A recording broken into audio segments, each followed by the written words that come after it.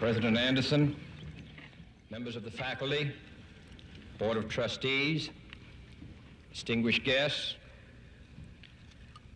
my old colleague, Senator Bob Byrd, who has earned his degree through many years of attending Knight Law School, while I am earning mine in the next 30 minutes, distinguished guests, ladies and gentlemen.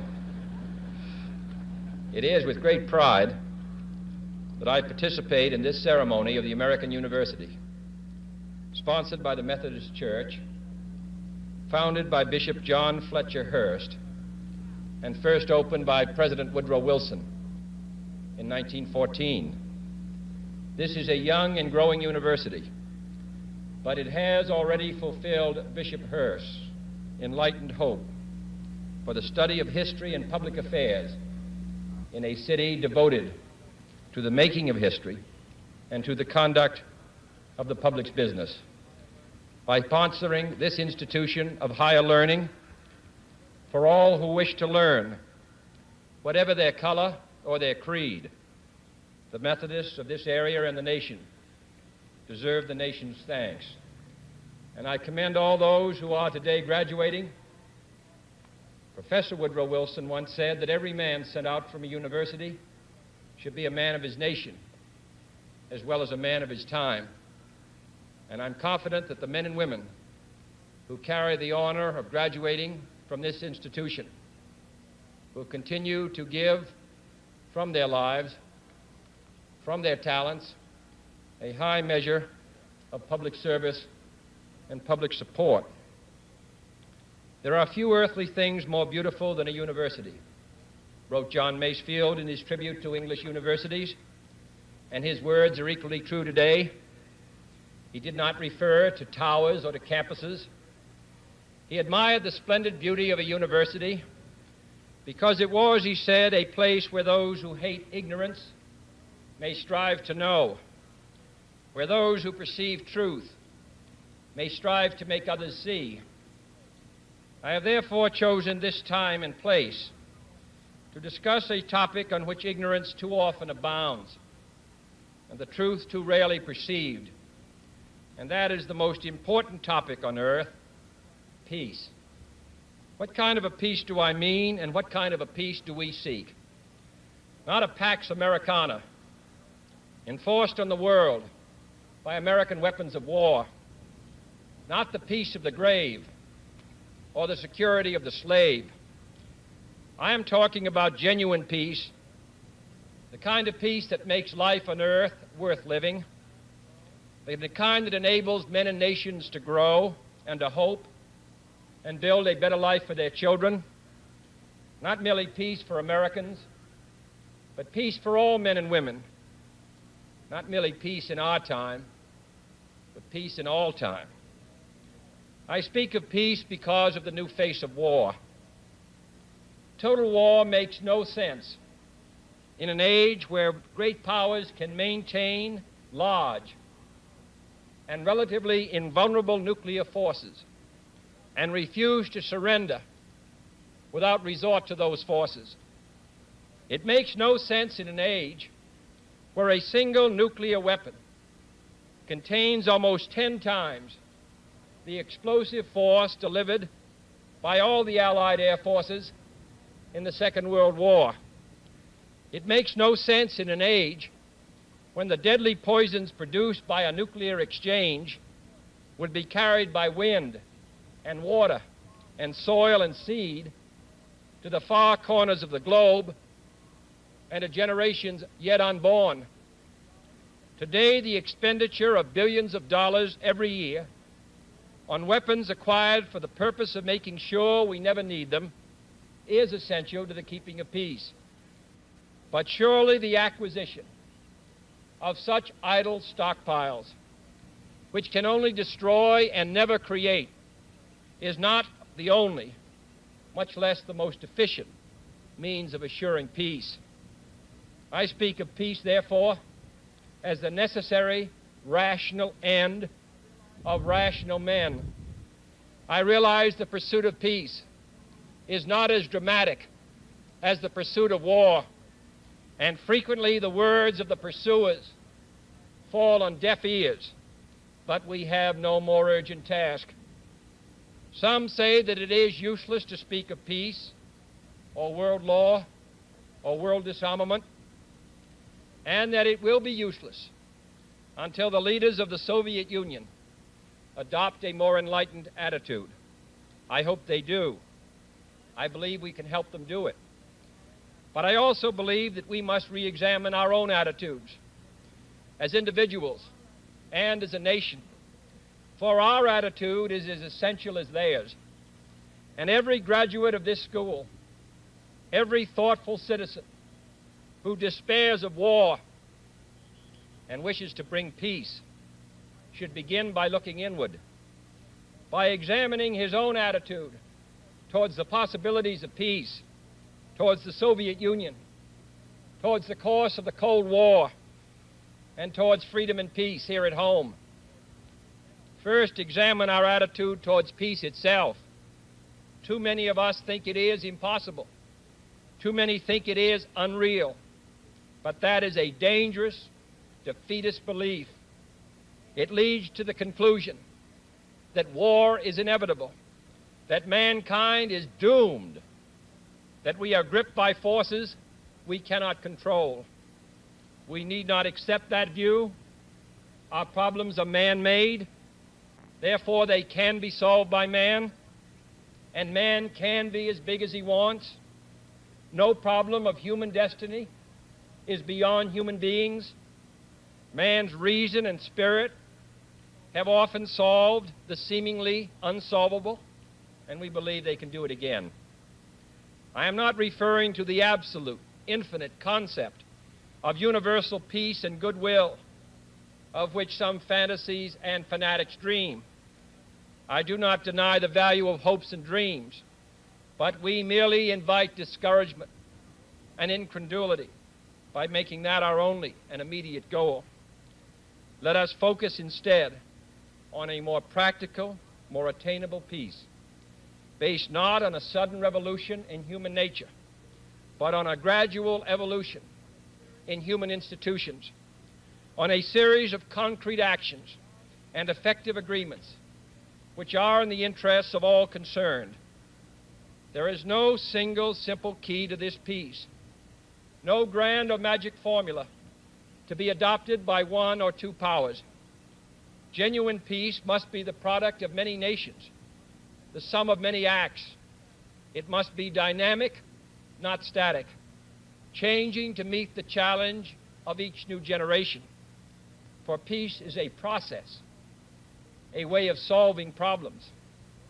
With such a peace, there will still be quarrels and conflicting interests, as there are within families and nations. World peace, like community peace, does not require that each man love his neighbor. It requires only that they live together in mutual tolerance, submitting their disputes to a just and peaceful settlement. And history teaches us that enmities between nations, as between individuals, do not last forever. However fixed our likes and dislikes may seem, the tide of time and events will often bring surprising changes in the relations between nations and neighbors. So let us persevere. Peace need not be impractical, and war need not be inevitable. By defining our goal more clearly, by making it seem more manageable and less remote, we can help all people to see it, to draw hope from it, and to move irresistibly towards it. And second, let us re-examine our attitude towards the Soviet Union. It is discouraging to think that their leaders may actually believe what their propagandists write. It is discouraging to read a recent authoritative Soviet text on military strategy and find on page after page wholly baseless and incredible claims, such as the allegation that American imperialist circles are preparing to unleash different types of war, that there is a very real threat of a preventative war being unleashed by American imperialists against the Soviet Union, and that the political aims, and I quote, of the American imperialists are to enslave economically and politically the European and other capitalist countries and to achieve world domination by means of aggressive war, unquote. Truly, as it was written long ago, the wicked flee when no man pursueth.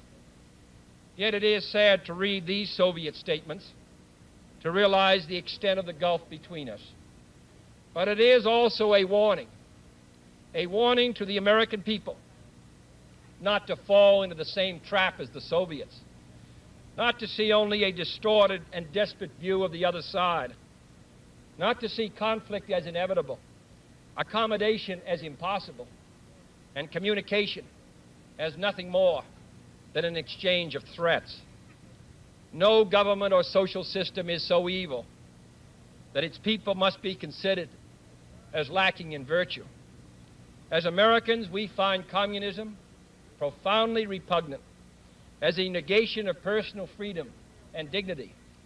But we can still hail the Russian people for their many achievements in science and space, in economic and industrial growth, in culture, in acts of courage. Among the many traits the peoples of our two countries have in common, none is stronger than our mutual abhorrence of war.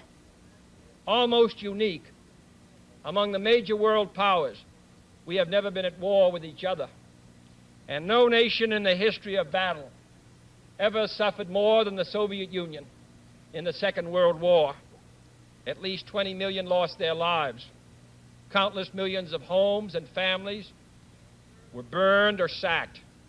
A third of the nation's territory, including two-thirds of its industrial base, was turned into a wasteland, a loss equivalent to the destruction of this country east of Chicago.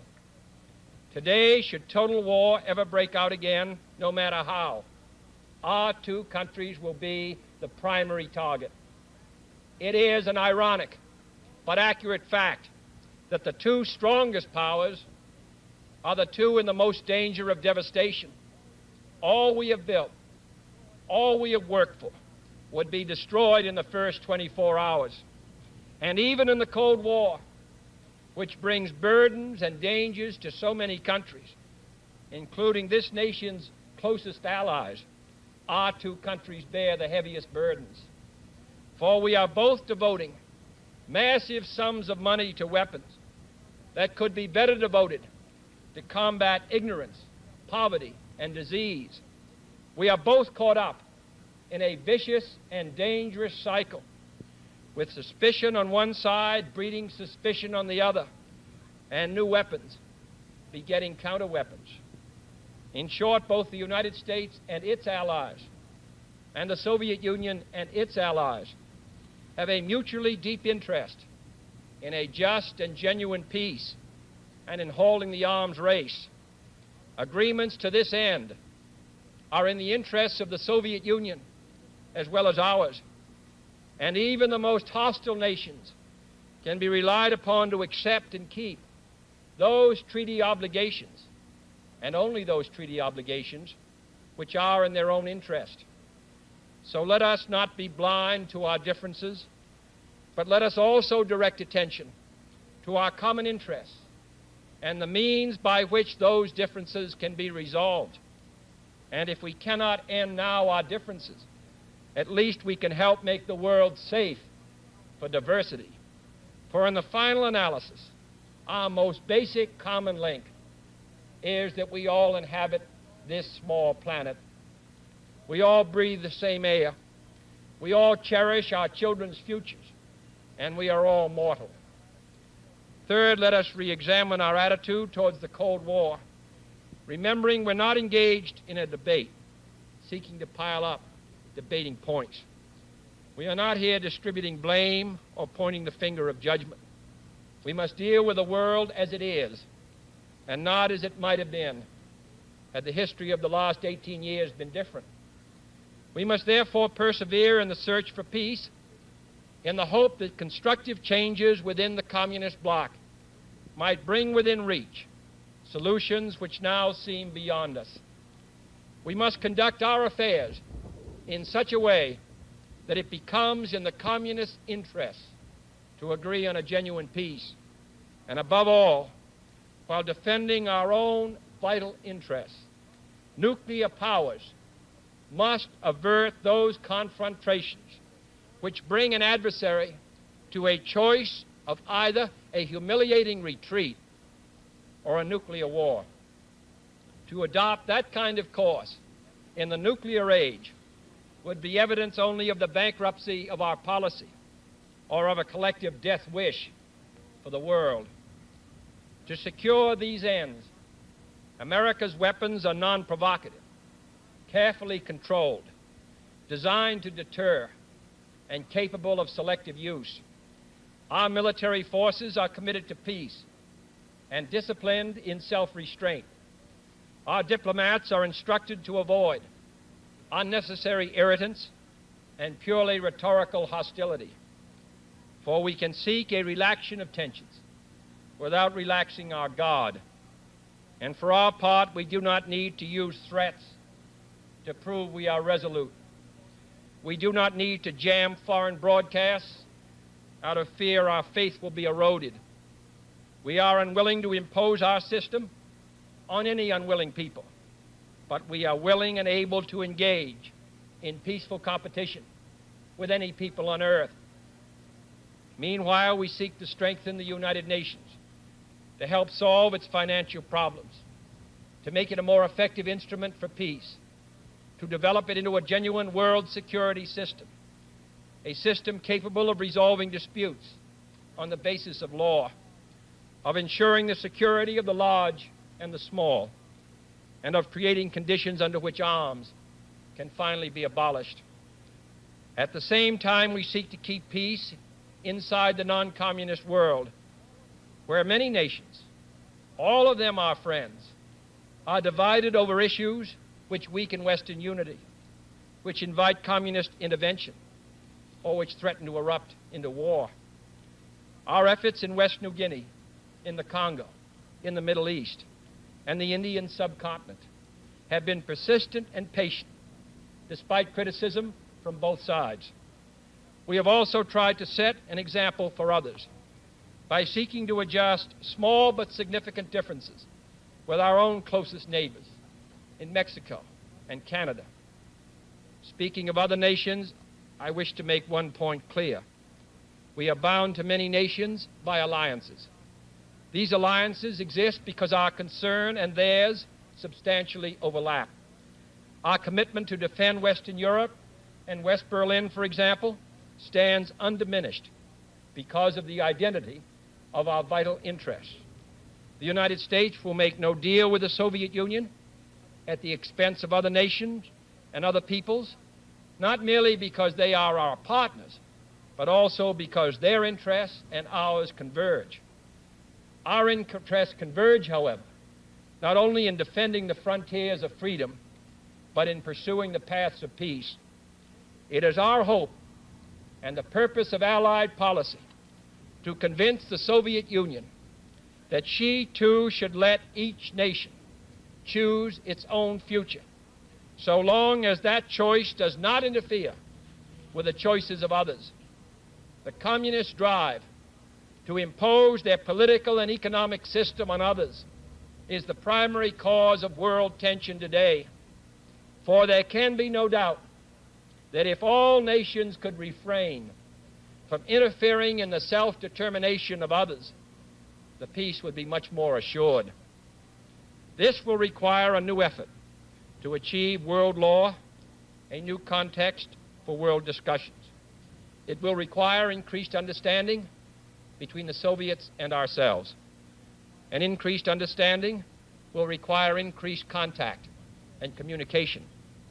One step in this direction is the proposed arrangement for a direct line between Moscow and Washington to avoid on each side the dangerous delays, misunderstandings, and misreadings of others' actions which might occur at a time of crisis. We have also been talking in Geneva about our first step measures of arms controls, designed to limit the intensity of the arms race and reduce the risk of accidental war. Our primary long-range interest in Geneva, however, is general and complete disarmament, designed to take place by stages, permitting parallel political developments to build the new institutions of peace which would take the place of arms. The pursuit of disarmament has been an effort of this government since the 1920s. It has been urgently sought by the past 3 administrations. And however dim the prospects are today, we intend to continue this effort, to continue it in order that all countries, including our own, can better grasp what the problems and the possibilities of disarmament are. The only major area of these negotiations where the end is in sight, yet where a fresh start is badly needed, is in a treaty to outlaw nuclear tests. The conclusion of such a treaty, so near and yet so far, would check the spiraling arms race in one of its most dangerous areas. It would place the nuclear powers in a position to deal more effectively with one of the greatest hazards which man faces in 1963, the further spread of nuclear arms. It would increase our security. It would decrease the prospects of war. Surely this goal is sufficiently important to require our steady pursuit, yielding neither to the temptation to give up the whole effort, nor the temptation to give up our insistence on vital and responsible safeguards. I'm taking this opportunity, therefore, to announce 2 important decisions in this regard. First, Chairman Khrushchev, Prime Minister Macmillan, and I have agreed that high-level discussions will shortly begin in Moscow, looking towards early agreement on a comprehensive test ban treaty. Our hope must be tempered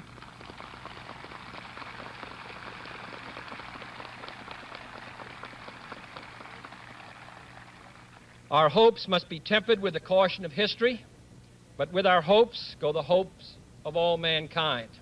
Second, to make clear our good faith and solemn convictions on this matter, I now declare that the United States does not propose to conduct nuclear tests in the atmosphere so long as other states do not do so. We will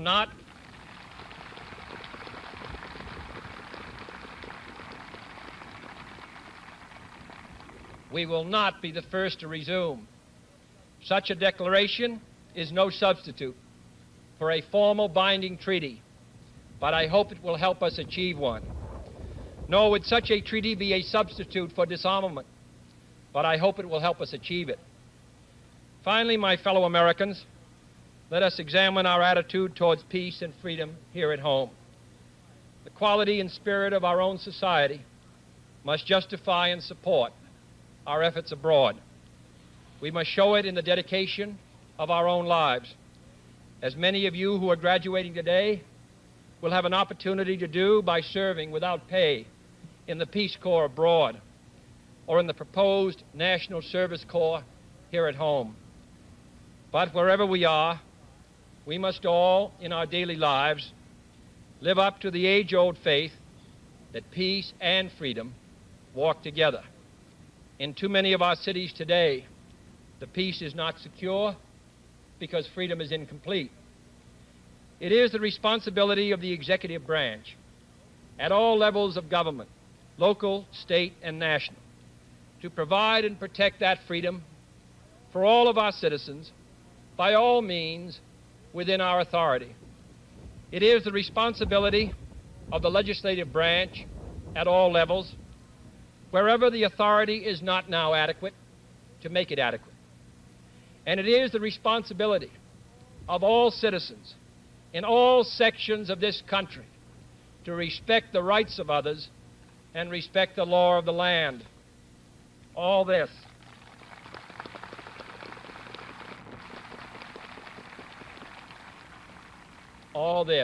is not unrelated to world peace.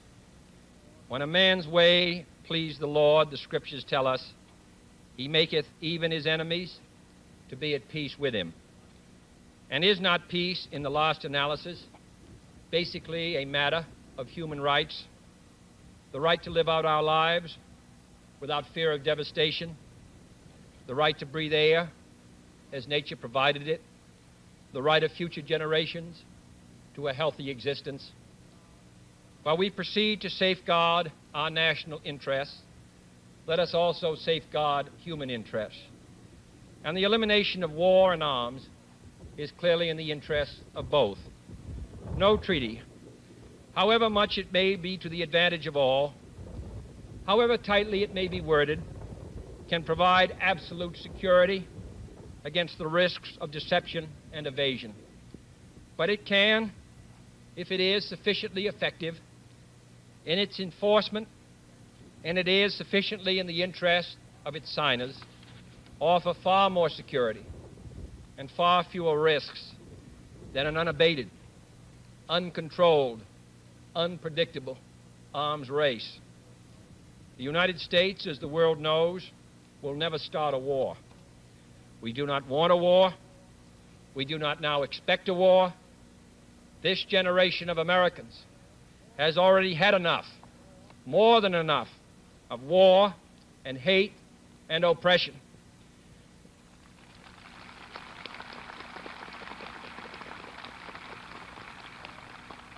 We shall be prepared if others wish it. We shall be alert to try to stop it. But we shall also do our part to build a world of peace where the weak are safe and the strong are just. We are not helpless before that task or hopeless of its success.